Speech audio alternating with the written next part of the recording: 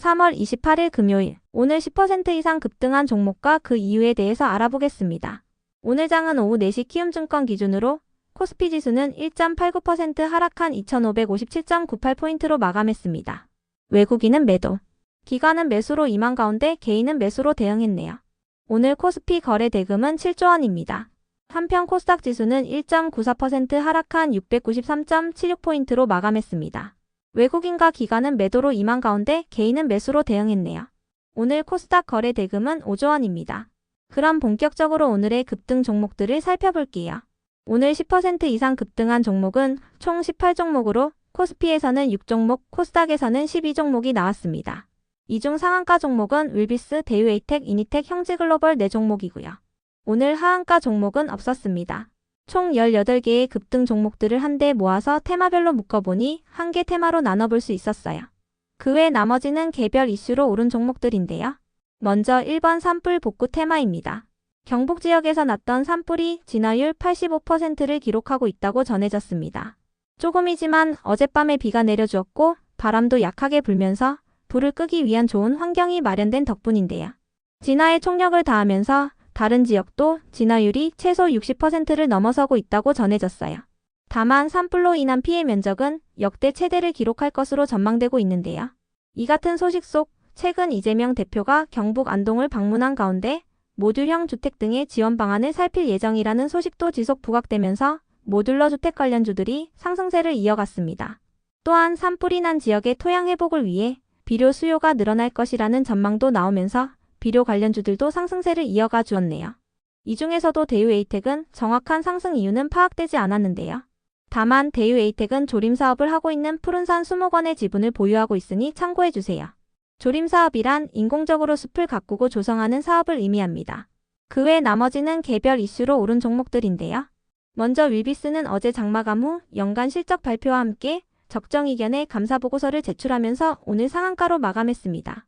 전년 대비 매출액은 0.5% 증가한 2,173억 원을 기록하고 영업이익은 적자가 지속된 마이너스 125억 원을 기록했다고 발표했는데요.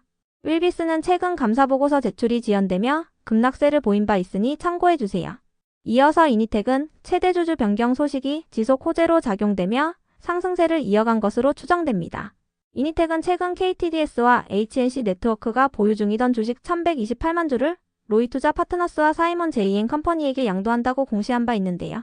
최대 주주 변경 예정일은 오는 3월 31일입니다. 그 밖에도 이니텍이 공공배달 어플인 배달특급 서비스를 제공하는 스마트로의 지분을 보유한 사실이 알려지면서 이니텍이 이재명 대표의 공공배달 정책주로 부각되었다는 분석도 있었으니 참고해주세요. 다음으로 형지글로벌을 비롯한 형지그룹주들이 상승했습니다. 형지그룹주들은 이재명 대표의 무상교복 정책주로 묶이는데요. 최근 이재명 대표의 무죄 판결 선고 소식에 강세를 보이고 있습니다. 다만 검찰이 해당 판결에 대해 상고장을 제출하면서 오늘 대부분의 이재명 관련주들은 급락세를 보였으니 참고해주세요. 이어서 코데즈 컴바인이 상승할 만한 호재는 파악되지 않았는데요.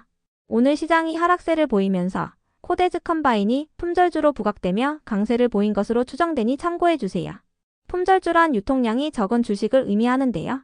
시장에 풀려있는 주식수가 아주 적기 때문에 수급이 조금만 몰리더라도 쉽게 상승하며 주로 하락장에서 부각되는 경향이 있습니다. 참고로 코데즈 컴바인은 최근 경영 효율성 제고를 위해 김오덕 단독대표 체제에서 김오덕, 김보선 각자 대표 체제로 변경된다고 공시한 바 있으니 참고해주세요. 다음으로 KPS는 스터닝 밸류 리서치의 긍정적인 분석이 나오면서 강세를 보였습니다. 스터닝 밸류 리서치는 KPS가 알테오젠보다 성장성이 더 크다고 호평했는데요. KPS의 자회사인 KB바이오메드가 노보노디스크보다 흡수율이 더 높은 경구약 플랫폼을 갖고 있으며 작년에 노보노디스크와 첫 번째 미팅을 가지는 등 관심을 둬야 할 부분이 많다고 분석했어요. 노보노디스크는 비만 치료제 위고비로 유명한 덴마크의 제약사인데요. 이 같은 분석에 KPS가 강세로 마감해 주었네요. 이어서 시지메드텍은 언론을 통해 의료기기에 대한 식약처의 품목 허가를 받았다고 밝히면서 상승했습니다. 해당 의료기기의 이름은 스텔스픽스로 세계 최초로 생체 흡수성 마그네슘 합금을 기반으로 한 의료기기인데요. 얼굴이나 머리뼈에 골절이 발생했을 때 뼈를 고정하고 재건하는 데 사용된다고 합니다. 시지메드텍은 이번 품목 허가를 계기로 글로벌 생체 흡수성 임플란트 시장 공략을 본격화할 계획이라고 밝혔습니다. 다음으로 동양철강은 알래스카 프로젝트 관련주로 지속 부각되며 상승세를 이어간 것으로 파악됩니다. 다만 알래스카 주지사가 한국을 방문한 이후 알래스카 프로젝트 관련주들은 하락세를 보이고 있으니 참고해주세요. 한국이 알래스카 프로젝트에 참여할 경우 큰 리스크를 떠안게 될 것이라는 전망이 나오면서 해당 프로젝트에 대한 기대감이 낮아지고 있는 것으로 보입니다. 다음으로 IMT가 상승했는데요. 최근 미국의 마이크론 테크놀로지가 엔비디아향 HBM 3위 양산에 돌입했다고 전해진 가운데 마이크론이 모든 반도체 제품의 가격을 인상한다는 소식도 동반되면서 IMT가 마이크론 관련주로 부각되며 상승세를 이어간 것으로 파악됩니다. IMT는 마이크론과 HBM용 웨이퍼 세척 장비를 공동으로 개발한 후 마이크론에 공급하고 있다고 알려져 있는데요. 다만 IMT를 제외한 대부분의 반도체 기업들은 오늘 하락세를 보였어요. 트럼프 대통령이 미국으로 수입되는 모든 외국산 자동차에 대해 25%의 관세를 부과한다고 발표한 가운데 반도체에 대해서도 관세를 부과할 것이라는 우려가 나오고 있기 때문인데요. 특히 엔비디아가 어제 2%대의 하락세로 마감한 부분도 국내 반도체 기업들에게 영향을 주고 있어요. 엔비디아는 중국에 반도체를 수출하지 못하게 하려는 정부의 압박 속에서 하락세를 보인 것으로 해석되고 있는데요. 엔비디아 외에도 AMD가 AI 분야에서 뚜렷한 진전을 보이지 못하고 있다는 분석이 나오면서 3%대의 하락세를 보였습니다. 한편 최근 마이크로소프트가 데이터 센터 건설 프로젝트를 취소한다고 밝힌 부분도 반도체와 AI 테마의 악재로 작용되고 있는데요. 마이크로소프트 측은 프로젝트를 중단한 이유에 대해 인공지능을 지원하는 클라우드가 과잉 공급되고 있기 때문이라고 밝혔어요. 또한 오픈AI가 개발을 위해서는 마이크로소프트의 클라우드만 써야 한다는 계약 조항을 최근에 삭제했기 때문에 굳이 데이터 센터를 확장할 필요성도 줄어들었다고 설명했는데요. 이 같은 분위기 속에서 오늘 IMT를 제외한 반도체 기업들은 하락세를 보였으니 참고해주세요. 다음으로 온코닉 테라피틱스는 지난주 언론을 통해 항암신약 후보물질인 네수파립이 미국 FDA로부터 희귀의약품으로 지정됐다고 밝힌 바 있는데요. 이번 주에는 리브존 제약의 기술 이전했던 자큐 보정에 대한 마일스톤을 청구했다고 공시한 바 있습니다. 리브존 제약은 온코닉 테라피틱스의 중국 파트너사이며 자큐 보정은 온코닉 테라피틱스의 위식도 역류질환 치료제인데요. 자큐 보정의 중국 기술 이전 로열티만 1,650억 원에 이를 것으로 전망되는 가운데 다른 국가에도 기술 이전을 추진 중인 만큼 추가 매출이 기대되는 상황이라고 전해졌어요. 이 같은 기대감 속에서 온코닉 테라피틱스가 강세를 이어가 주었네요. 이어서 아센디오는 최근 적정 이견의 감사보고서 제출과 함께 관리 종목에서 해제되면서 강세를 이어간 것으로 파악됩니다. 이와 함께 최근 3자 배정 유상증자에 대한 납입이 완료됐다고 공시한 바 있으니 참고해주세요. 다음으로 엑시온그룹은 최근 영업 양수자금 확보를 위해 오건에코텍을 대상으로 총합 40억 원 규모의 전환사채 발행을 결정했다고 밝히면서 상한가로 마감했던 종목인데요. 해당 소식이 지속 호재로 작용되며 강세를 이어간 것으로 파악됩니다. 이 중 20억 원은 영구 전환사채인데요. 영구 전환사채는 사실상 만기가 없는 채권이며 회계적으로 부채가 아닌 자본으로 인정받기 때문에 재무구조 개선에도 도움이 된다고 전해졌습니다.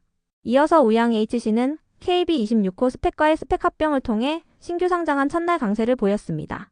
우양HC는 산업용 설비 기업으로 대규모 오일과 가스, 그리고 석유화학 플랜트 생산 설비와 기술을 보유하고 있습니다. 다음으로 오션인W는 어제 장마감 후 투자 수익 목적으로 버고 MC 에드텍 신기술 투자조합의 주식을 385억 원에 추가 취득한다고 공시했는데요. 해당 투자조합은 오션인W를 비롯한 벤처투자 기업들이 조성한 조합으로 게임사인 슈퍼센트의 지분 84%를 인수했다고 알려졌습니다. 이와 관련하여 오션인W는 슈퍼센트가 글로벌 게임 트렌드를 선도하는 개발력을 충분히 가지고 있고 성장성이 클 것으로 판단했다고 밝혔는데요. 이와 함께 주주가치 제고를 위해 20억 규모의 자사주 취득 신탁 계약을 체결했다고 공시하면서 오션인W가 강세로 마감해 주었네요. 취득 기간은 오늘부터 올해 9월 29일까지입니다. 그럼 오늘의 거래량과 거래대금 상위 종목들을 시장별로 살펴보고 마칠게요. 대체거래소 도입으로 인해 3시 30분까지의 데이터와 다소 차이가 있을 수 있습니다. 먼저 코스피 시장에서 거래량 상위를 기록한 종목을 살펴보겠습니다. 1위가 동양철강, 2위는 금강공업, 3위는 오리엔트바이오, 4위는 삼성전자, 5위는 형지엘리트, 6위는 대유에이텍, 7위는 흥국화재, 8위는 삼부토건, 9위는 삼성중공업, 10위는 두산에너빌리티입니다.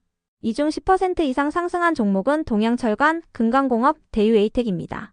동양철강은 알래스카 프로젝트 관련주로 묶이고 있으며 금강공업은 모듈러 주택 관련주입니다. 대유에이텍의 급등 이유는 파악되지 않았지만 조림 사업 관련주로 묶인 것이라 추정되니 참고해주세요. 한편 코스닥 시장에서 거래량 상위를 기록한 종목은 1위가 자연과 환경, 2위는 형제 INC, 3위는 SY, 4위는 대신정보통신, 5위는 CG메드텍, 6위는 엘컴텍, 7위는 TS넥스젠, 8위는 펜엔터테인먼트, 9위는 KD, 10위는 대진첨단소재입니다. 이 중 10% 이상 상승한 종목은 개별 이슈가 있었던 CG메드텍입니다. 다음으로 코스피 시장에서 거래 대금 상위를 기록한 종목을 살펴보겠습니다. 1위가 삼성전자, 2위는 하이닉스, 3위는 하나에어로스페이스, 4위는 현대차, 5위는 동양철관, 6위는 하나오션, 7위는 크래프톤, 8위는 네이버, 9위는 두산에너빌리티, 10위는 금강공업입니다. 이 중 10% 이상 상승한 종목은 동양철강과 금강공업입니다. 각각 알래스카 프로젝트 관련주, 모듈러 주택 관련주입니다. 한편 코스닥 시장에서 거래 대금 상위를 기록한 종목은 1위가 대진첨단소재, 2위는 온코닉 테라피틱스, 3위는 SY, 4위는 알테오젠, 5위는 대화제약, 6위는 자연과 환경, 7위는 레이저옵텍, 8위는 오리엔트전공, 9위는 HLB, 10위는 모티브링크입니다. 이 중 10% 이상 상승한 종목은 개별 이슈가 있었던 온코닉 테라피틱스입니다.